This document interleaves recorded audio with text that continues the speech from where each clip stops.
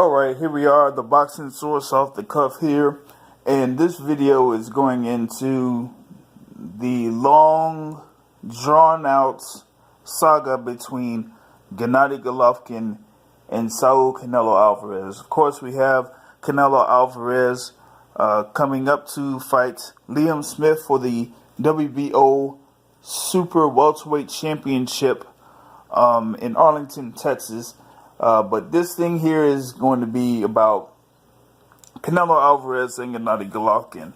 And a lot of people are talking about this potential fight being drawn out, delayed, and that, one guy is ducking another. And what I pretty much have to say about this is that it's not really one guy ducking another. It's a business move. Many fans fail to realize that professional boxing is not just a sport, it's a business. And Canelo Alvarez is being managed by Golden Boy through Oscar De La Hoya. And Oscar De La Hoya is, one of the people in the sport that knows that it's a business first and foremost. He has become the highest draw in the sport of boxing at one point of his career, and he built that into his own promotional company. For a good amount of years, Oscar De La Hoya was the money man in the sport under Top Rank Promotions through Bob Arum.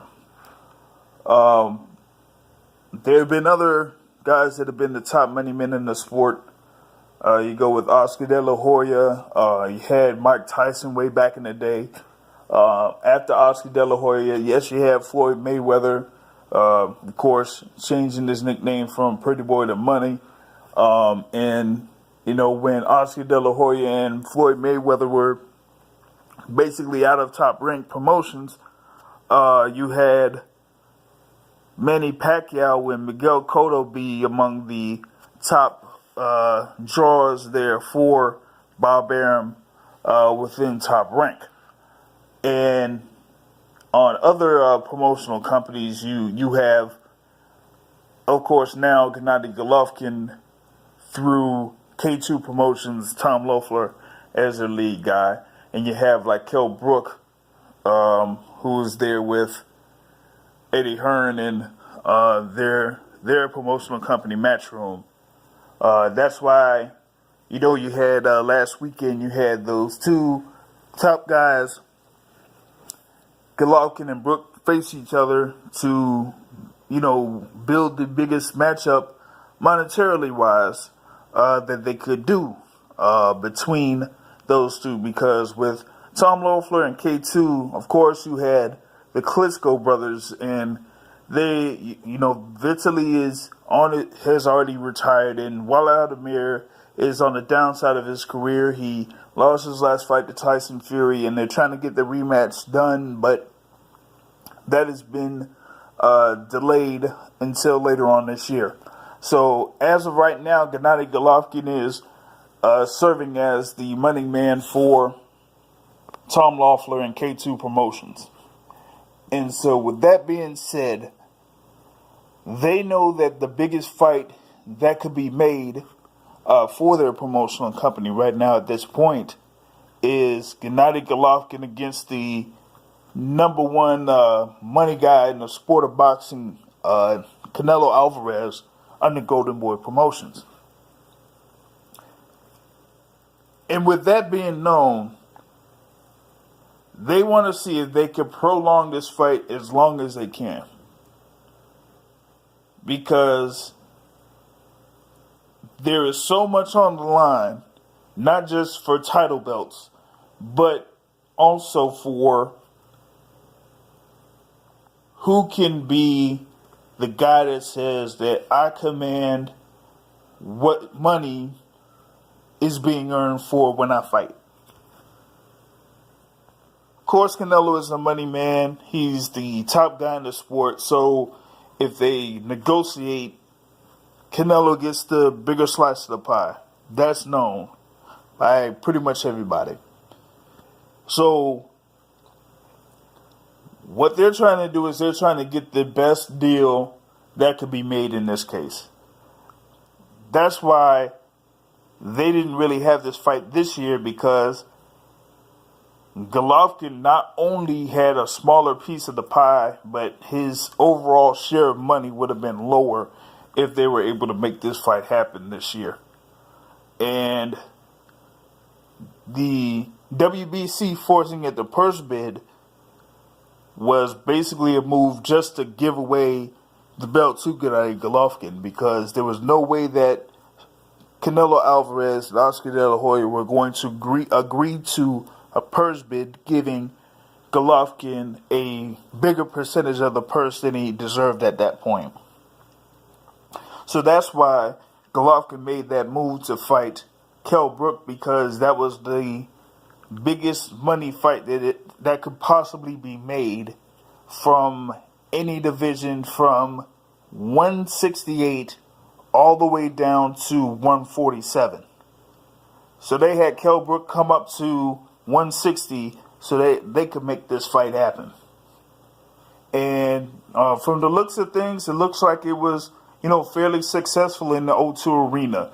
We'll have to see what the numbers were as far as the UK pay-per-view, but we'll be able to see if we can look up later on, or you could check HBO to see what numbers they had or viewership. It looked like it was fairly low in the live telecast, but we'll see what it was in the recorded telecast when they had Carlos Cuadras facing Roman Gonzalez in the live show, and later on that last Saturday night. But right now it seems like the expectation is that this fight between Gennady Golovkin and Saul Canelo Alvarez will take place in September 2017, and that these two guys will be fighting other fighters before that September 2017 date comes through. But not only they are prolonging this fight, but also HBO is, because the loser pretty much loses a lot of interest in their future fights. And with them being under HBO and HBO being very limited in their budget to televise HBO events, this is something that is highly, highly viewed upon by the execs at HBO now. Ever since Ken Hirschman left, or leading up to the exit of Ken Hirschman, the HBO boxing telecasts have been on a sharp decline. You really haven't noticed much of anything in reference to HBO Boxing After Dark. You haven't really seen much of anything in reference to HBO World Championship Boxing, and mostly everything is on HBO pay-per-view. And you've seen this over this year. You've seen Canelo versus Amir Khan in May. You've seen Terrence Crawford against Victor Postol on HBO pay-per-view. And only here is where you see on HBO World Championship Boxing that Gennady Golovkin has had his fights. But, a lot of these other ones have been on HBO pay-per-view. And, of course, we've heard a lot about that Victor Postol, Terrence Crawford fight being on HBO pay-per-view and having a lot of criticism. But, nowadays, you really don't see that much going on in reference to HBO. When that Klitschko-Fury rematch comes up, we'll see if that's going to be on pay-per-view or not. It will be, overseas, so we're going to be seeing it during the afternoon over here in the States. So don't be surprised if that's going to be on pay-per-view. And, of course, you know about the whole thing with Manny Pacquiao and Jesse Vargas, as Top Rank was not able to have that being picked up. So we'll see what happens here in the near future in reference to HBO. And if you have any thoughts about this thing with Canelo Alvarez and Gennady Golovkin and how it's being prolonged and how HBO might be a part of that, share your thoughts. All right, later.